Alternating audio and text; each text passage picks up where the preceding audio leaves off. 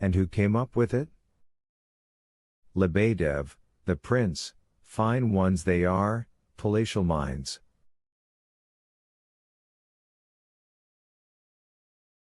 I don't care a whit about it. The old man's a thief and a drunkard, Ganya went on biliously. I'm a pauper.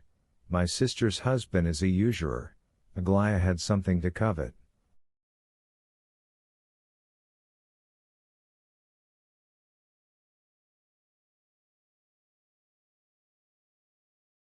Pretty, I must say. That sister's husband, the usurer, is your feeder, is that it? Kindly don't mince words. Why are you angry? Varya recollected herself.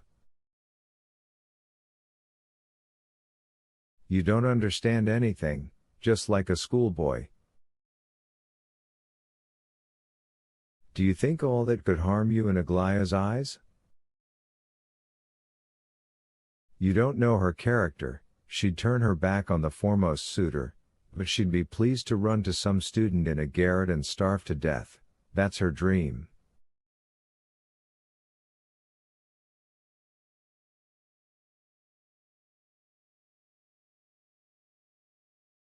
You've never been able to understand how interesting you'd become in her eyes if you could endure our circumstances with firmness and pride.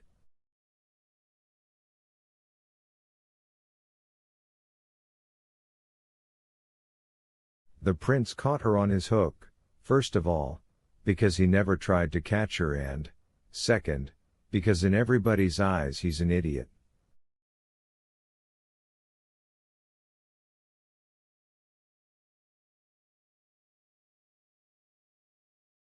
This one thing alone, that she'll muddle up the whole family because of him, that's what she likes now.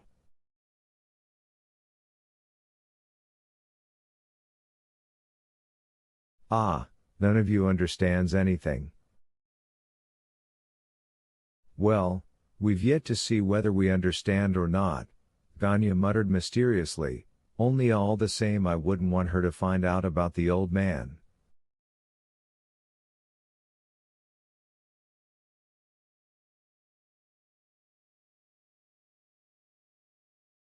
I thought the prince would keep it to himself and not tell. He kept Lebedev from telling, and he didn't want to tell me everything either, when I badgered him.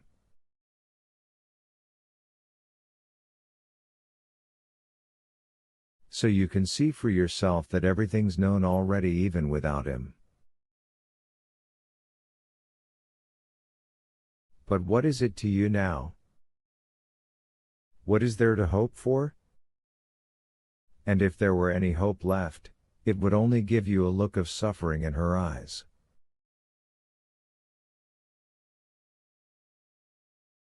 Well, in the face of a scandal even she would turn coward, despite all her love of novels.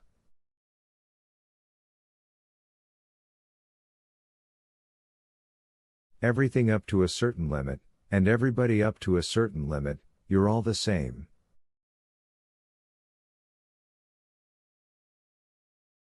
Aglaya would turn coward? Varya flared up, looking contemptuously at her brother. You really have a mean little soul, though.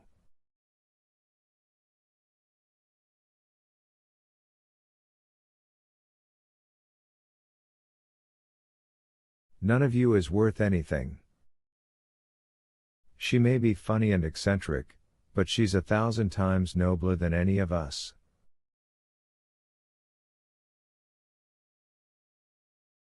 Well, never mind, don't be angry, Ganya again muttered smugly.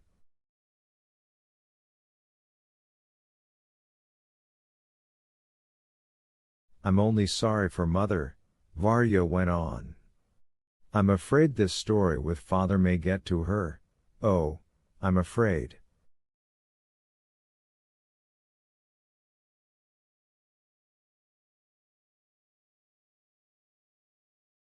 And it surely has, Ganya observed. Varya got up to go upstairs to Nina Alexandrovna, but stopped and looked intently at her brother.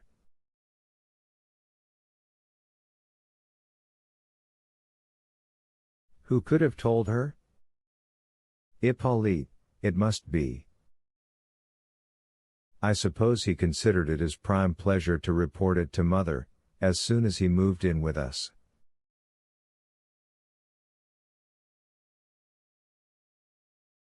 But how does he know, pray tell? The prince and Lebedev decided not to tell anyone, even Kolya doesn't know.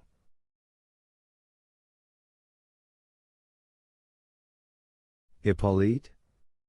He found it out himself. You can't imagine what a cunning creature he is, what a gossip he is, what a nose he's got for smelling out everything bad, everything scandalous.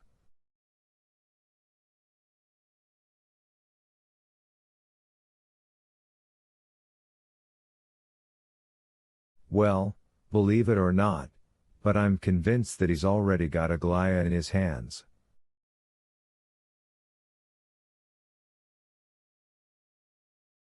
And if he hasn't, he will. Rogozhin has also entered into relations with him. How does the prince not notice it? And how he wants to do me a bad turn now. He considers me his personal enemy, I saw through him long ago, and why, what is it to him, he'll die anyway, I can't understand it.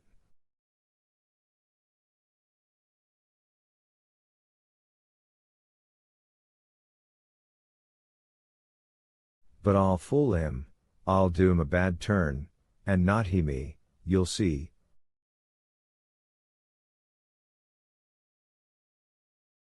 Why did you lure him here, then, if you hate him so much? And is it worth it to do him a bad turn? It was you who advised me to lure him here. I thought he'd be useful, and do you know that he has now fallen in love with Aglaya himself and has written to her?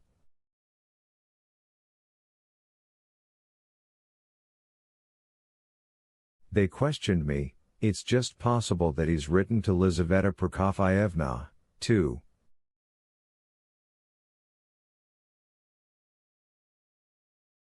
He's no danger in that sense.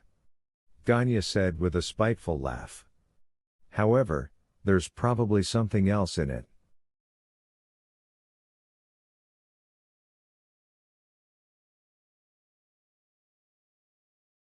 He may very well be in love, because he's a boy.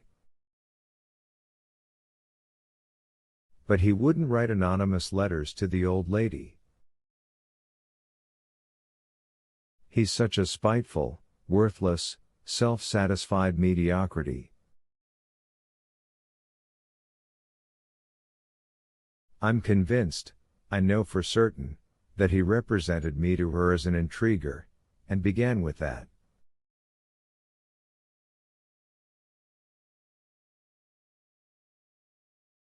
I confess that like a fool I let things slip to him at first, I thought he'd take up my interest just to be revenged on the prince, he's such a cunning creature.